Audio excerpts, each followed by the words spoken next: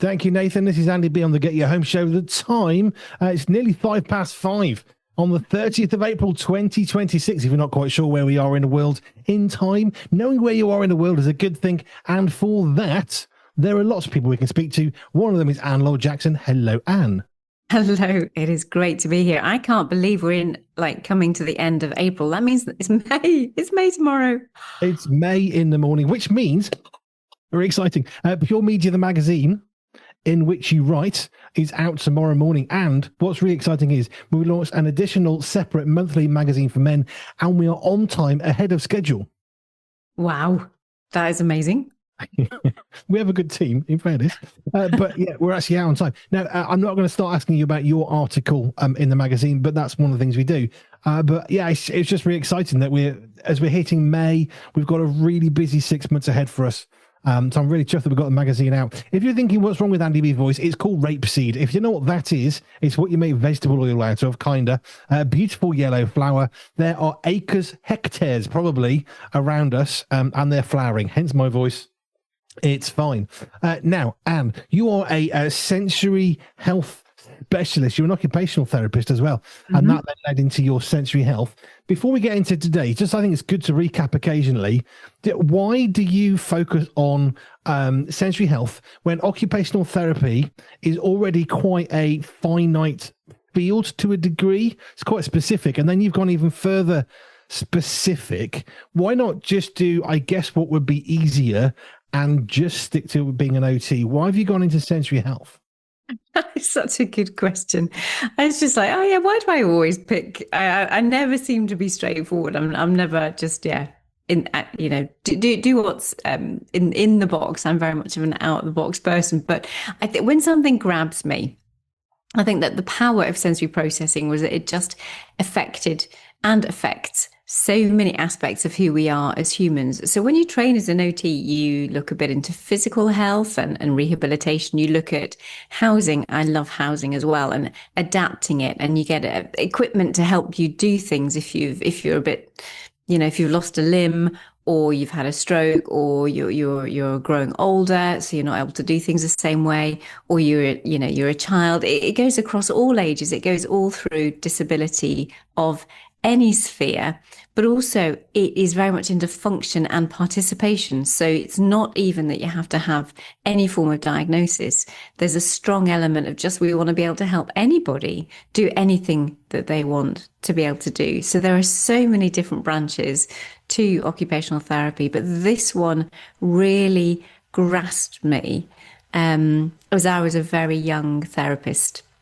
And I was dramatically changed by the difference I saw in seeing experienced OTs work with children with autism, and the power of sensory processing and integration in not only what the children could then do when they had their senses helped, but also understanding where their behaviors were coming from. And I love understanding things. I love that problem solving. I love watching detective programs.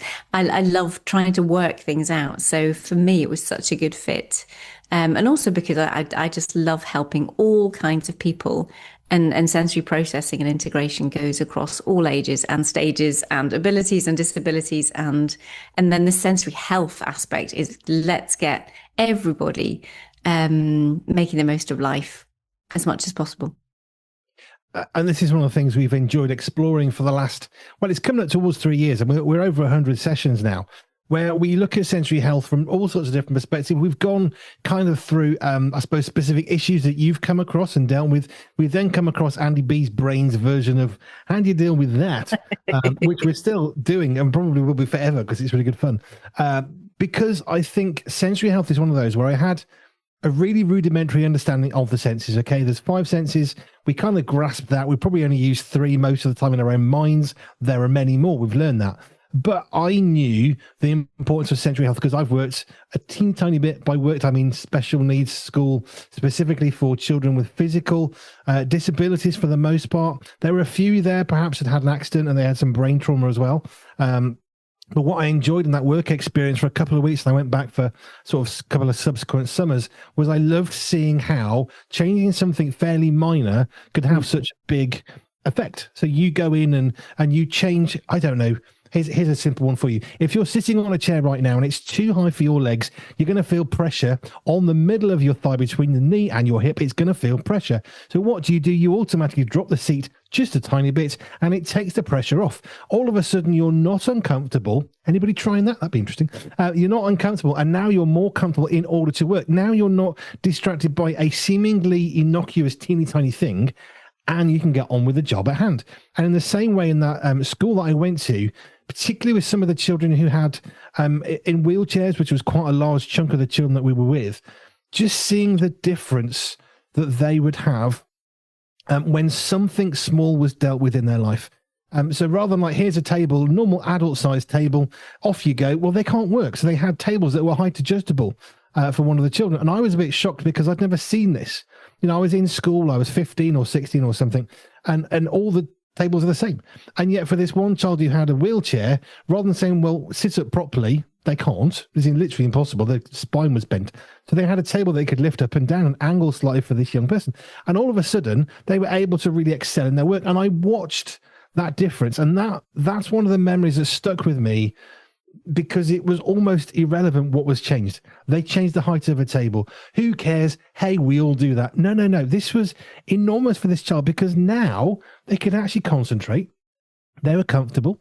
They could have a book and a pen and everything was transformed just by the seemingly irrelevant height adjustment on a table. Yeah, we often talk about it. I don't think I've talked about it too much here, but it's kind of like when we look in it in financial terms, all of us know that we have a certain amount of budget for the day, the week, the month, whatever it is, until you're paid next. And you've got this amount of budget. So if you have a child in school or anybody in the office and they have a certain budget for focus, attention, energy, doing what they need to do, if you don't have good seating, if somebody spends an awful lot of time working out, holding themselves up against gravity because they have poor vestibular proprioceptive processing, they've got low tone, they are not good at sitting still and keeping still, they are using a huge amount of their budget, their daily budget, on just sitting. So the amount of time that they need to focus and concentrate, all of that is reduced because they've lost all their energy reserves for the day have gone. Their budget has gone because it's been spent on sitting on something that really doesn't work for them. So not only, as you say, for that person, they've got their wheelchair, they need something to be at the right kind of height in order for them to engage with it properly. And when all of that external stuff is in place, then you can focus on the things that you really need to focus on. And therefore you have the budget, you have the capacity, you have the bandwidth, however you want to describe it, but to then function and thrive and do what you want to do well. I guess one of the things that struck with me so hard was how there were so many little things that could be done. I remember when I was at school and I struggled to hold a pen, and one of the teachers got me a slightly oversized pen, not enormous, but it just wasn't quite like a big biro size. It was about sort of 3 times the thickness, another standard pen, almost like a felt. And they said, well, just try writing with this. I mean, I don't know. I remember it vaguely because I was probably 6 to 8 years older than that. And I remember struggling with holding a pen. That was my greatest problem. And everyone said, well, just get on with writing what you're doing, write properly. But if I can't hold a pen, it doesn't matter how much you're told you should do or how much you see, you can't. And this one teacher gave me a pen. It was a red pen. I remember that. It was quite chunky and I could hold it better. And it just gave me so much confidence to have a go at writing. Now, my writing is still dreadful. It is. It's just one of those things. But I can read it and that's all I need to know. But it was this going from a really narrow pen to a much chunkier pen. All of a sudden I can hold it better. And it wasn't just that I could write. It gave me confidence to try because somebody was trying. Now, I'm sure that pen could have been another 5 millimeter bigger or smaller and been even more perfect, but it's not the point. It's not about getting the exact perfect fit. It's about trying something different that helps me. Now, I don't have to use it anymore. I didn't probably a year later, but at the time, all I needed was a slightly chunkier pen. Mm-hmm. And if we can facilitate somebody to think in a way that they didn't before, then I'm so happy that we're doing this and continue to do this. I'm working with an adoptive family at the minute. And their biggest struggle is that they just were completely clueless. They had no idea why these behaviors were so challenging, what was going on, why he was so obstructive. I'm using their, terminology, not very PC, but it's the reality, really, really hard work.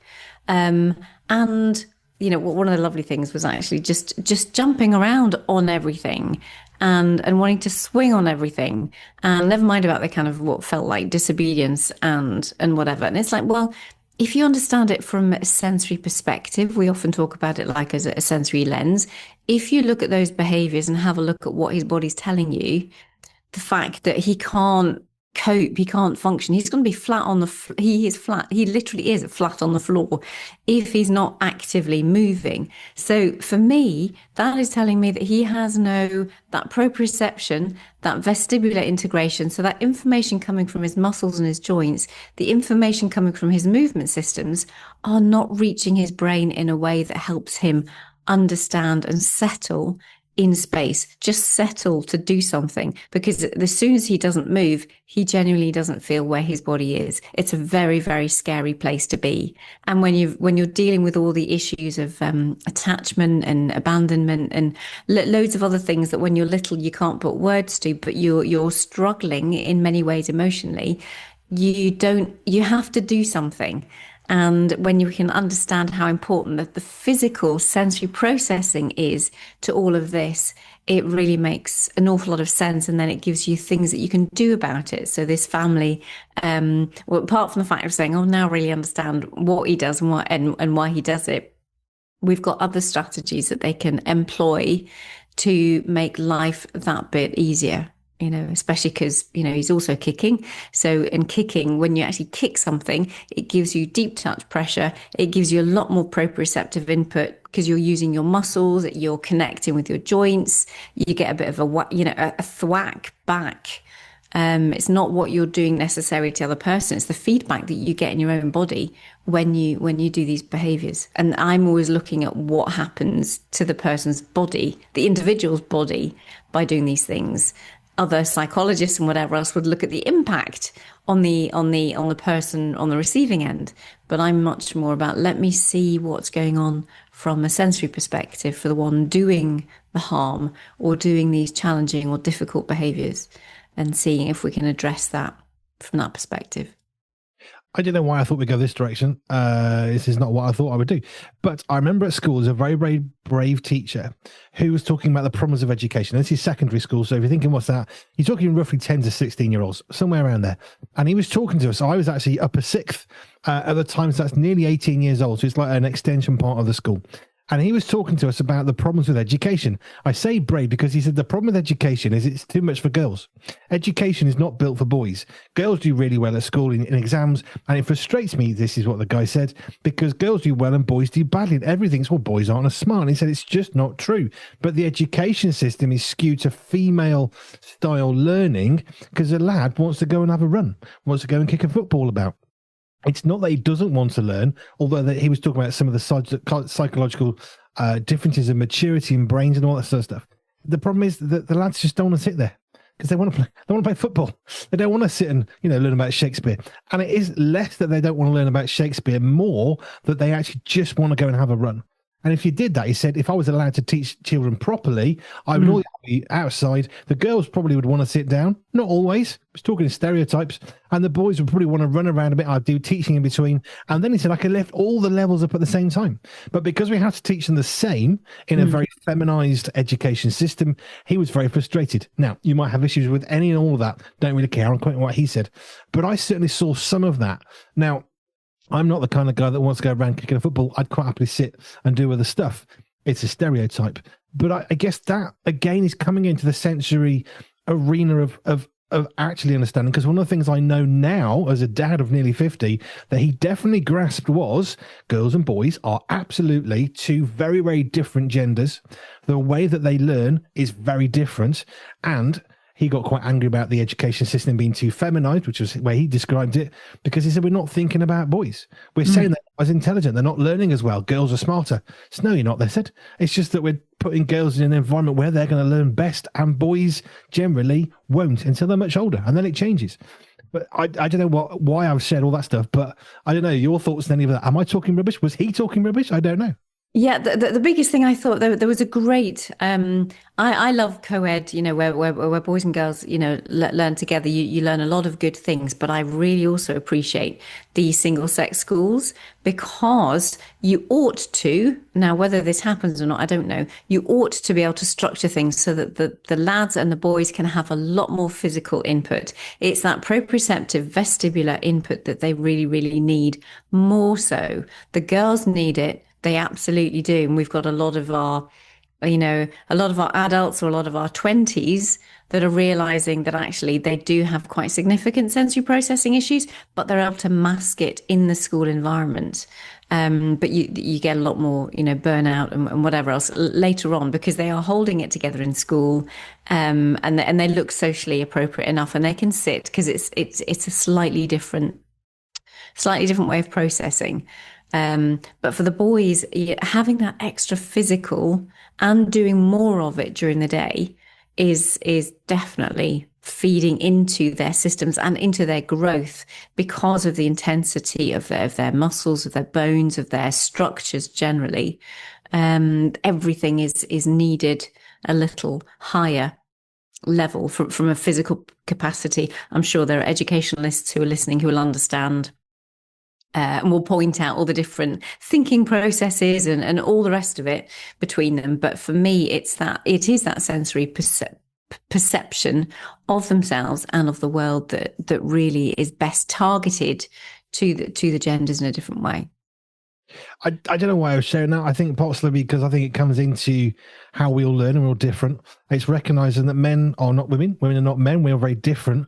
And one of the ways that we see that very, very ably, which is what this teacher was highlighting, is in a school environment, which is obviously quite a disciplined setting. There are rules. They use uniforms, at least in the UK. So you have to do this and you have to do that.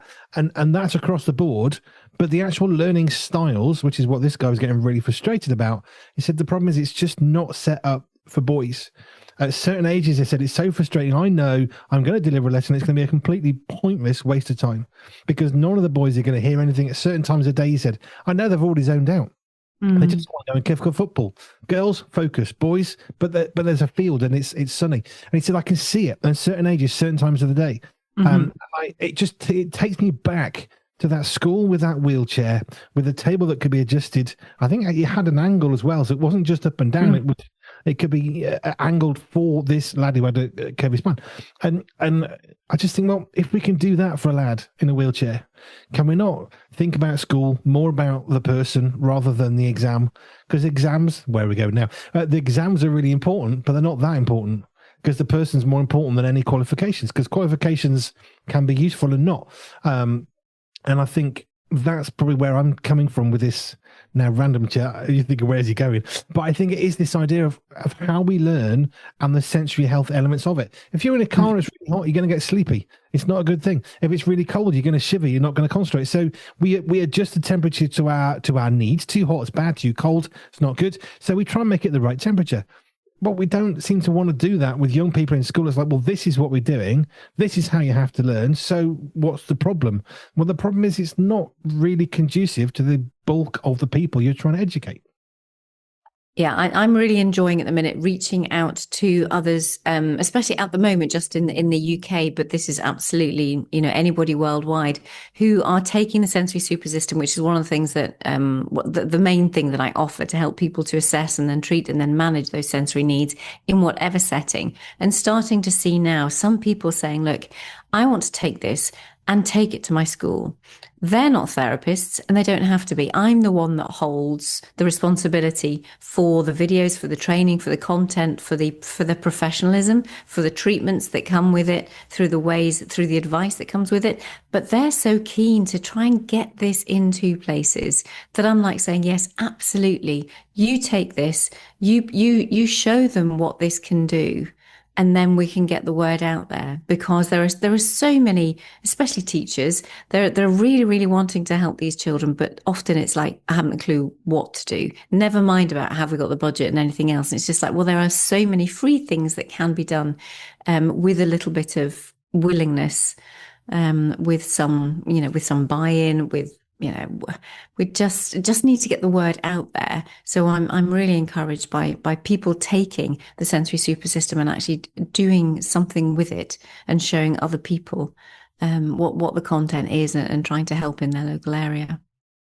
I do remember a teacher, a different teacher, who was a professor of geography stuff. I don't quite remember what. He was definitely a doctor. He was very proud. I got a doctorate, and he was teaching us about soil and how it's different. And I think we must have had glazed eyes of, right, it's brown and it's mucky. What? Seriously? He said, right, let's go for a little field trip. So we got out of the classroom, we walked down the field to where the hedgerows were, and he started getting dirt off the floor to try and teach us it. And it's one of the lessons that I'm nearly 50, so this is a long time ago. I still remember the lesson because we walked a mile probably to where this soil was that he wanted us to go and have a look at. He had it in his hands. He was eating it to show us it can make a gritty sound with his teeth. I tell you what, I remember that lesson, and I really grasped the idea that soil is not just brown gunk, it's actually made up of different components. And he demonstrated it in such a way. We had dirty hands by the end, and I loved it. Oh, brilliant. Not so much. What was that? Oh, the girls, not so much. No. Yeah, no. Well, that's it. No, it's but getting involved, use it, and I love the fact that he used all the senses, so you could hear it, you could hear the grit. The kind of, not quite the taste necessarily, but it all part and parcel of it. A very sensory. People talk about it being kinesthetic, but it's kind of like, just foundationally, you are just using and engaging all the senses to feed your brain with the best information, so that you can then attach the cognitive thinking, the clever bit. You've got something to attach it to, because otherwise you hear these things and it kind of goes in one ear and out the other. We say that for good reason, because that's exactly what happens. It just it doesn't register inside the brain. It's kind of been there and gone, and it's not done anything. It hasn't had a purpose. It hasn't changed something. It hasn't brought a light bulb moment. It just hasn't connected. It's literally gone right the way through. So having all those different senses involved can help something really just connect in a way that for some will be life transforming, and others it will just help in their education and experience along the way. Now, I've been talking in stereotypes and making a point of that. In that group that went down, in that class of 35, whatever children it was, young people, some of the girls didn't like it. Some of the boys didn't like it. Everybody's going to have their own little thing, but it was interesting to see such almost quite a polarized enjoyment of that lesson. Most of us enjoyed it because he was trying to engage us with something in a way that made it personal. Because when you hold a piece of dirt in your hand, it's not just soil. Now you can feel it. You can feel the texture. Has it got clay? Is there more sand in there? And it starts to make sense because you can feel it. And he was engaging the senses, of course, because we've got a bit of smell from the soil. Not stinky bad, but it smells a bit soil. And you've got dirt on your hands. Now you can feel it. It's cold. Is it hot? Or just room temperature or air temperature? And it really, I don't know, it's one of those things that stuck in my mind. One, because it stuck in my head because it was really good. And also because it just brought it alive.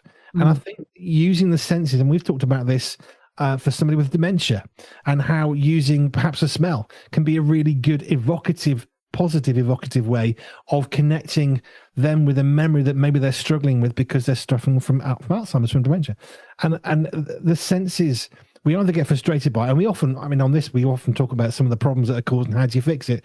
But actually, it's not always about the problems. It's also about the benefits, which I know is something you're always trying to bring in.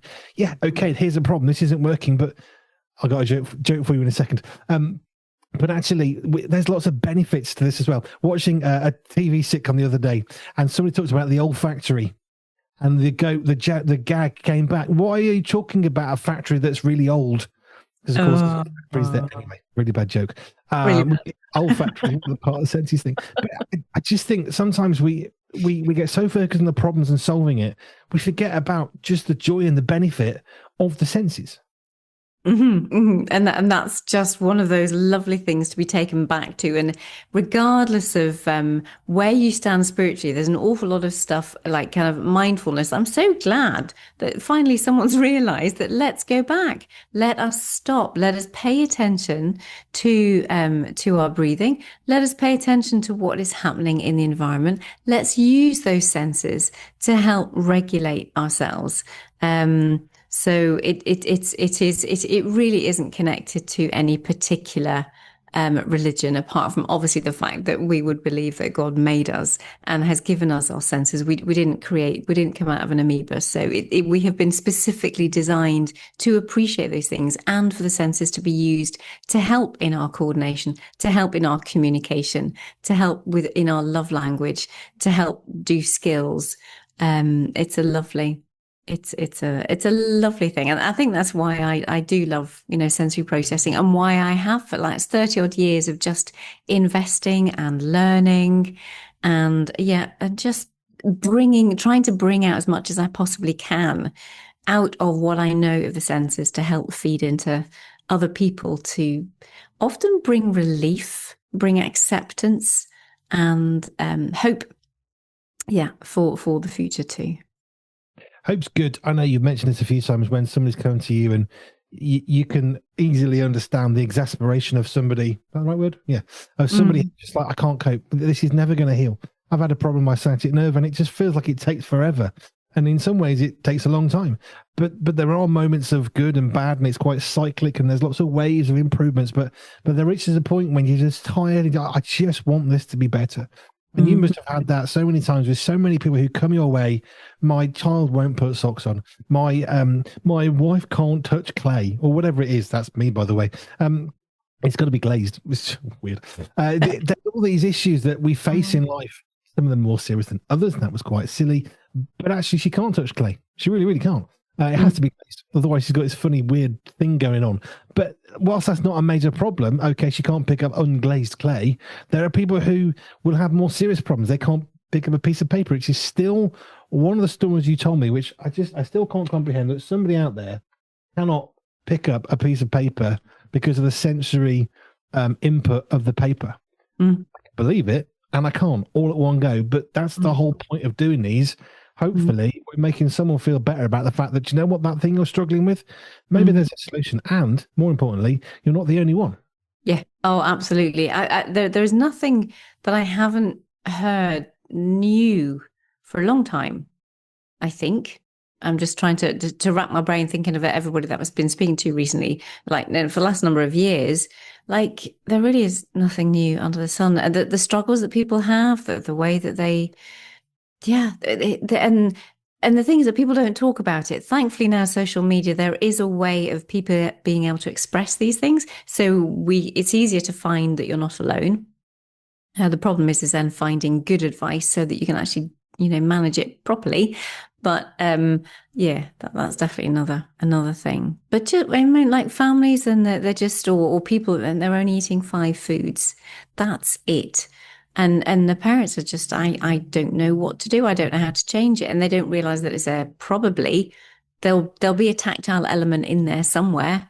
And they've never really considered the inside of the mouth, and therefore what it feels like for all of these things. And do they have the muscle control to be able to manage different types of foods in there so that then they don't choke? That it's a real preservation thing that they do, either because they hate the feeling of something inside their mouth and they don't understand it, they can't process it, or they overreact to their sensations because of the way their tactile receptors are processing, or they physically don't have good muscle work to be able to handle how to chew, how to move things around, how to use the tongue so that they don't then gag and choke themselves. And the fear of dying, we do a lot of it without even realizing. That's why we don't walk on the edges of cliffs and walls and things like that unless we are being particularly challenged by something,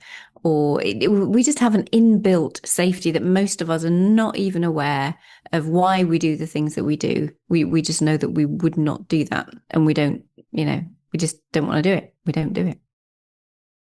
I love the fact that a child that's a couple of weeks old can be sick and turn its head. Like, who taught it to do that? That's inbuilt protection, which I absolutely think is phenomenal. And it's one of those things that just reminds me that we're created on purpose with a purpose. You know, there has to be more. There has to be a designer involved, because who's told that 2-week-old infant, that 10-day, 5-day, 3-day-old baby, oh, you've been sick, turn your head. Like, you you ain't teaching that child much at that point, and yet they know. How do they know? Well, it's because it's about life, and life is good, and we know that God's designed them. They're where they are. And there's something about that development that I've been, learning about and going into what that at 4 weeks in development, like in the womb, this is only at 4 weeks, there starts to be a separation between the what will become the hearing centers and the vestibular system. So the vestibular system is how we relate to gravity and our two sides of the body, our muscle tone and our posture and all kinds of things like that. And yet it's the same structure. Everything, those two elements come out of the same structure, and it starts at 4 weeks old. There are loads of other parts of the embryo, the tiny little baby, that will develop into their own areas, but these two are intimately linked right from 4 weeks after conception. And that is huge and beautiful and powerful, and has a real impact that if somebody is deaf, it's going to affect their vestibular systems. And, there's so much more we could talk about, but maybe that's for another time. Maybe next week. I was going to go that conversation, but we veered off, as happens with me. Anne, thank you. If you want to connect with Anne, if you've got questions, you're thinking, sensory system, that sounds rather interesting. I'm sure it's said better than that by Anne. Yes, it is. If you want to find out more, you go to the website, pure247radio.org, www.pure247radio.org/ALJ, and you can connect with Anne Laure Jackson and her sensory super system. Am I got it right yet? Yeah, that's great. To get there at the end. Anne, thank you. Great. See you next time.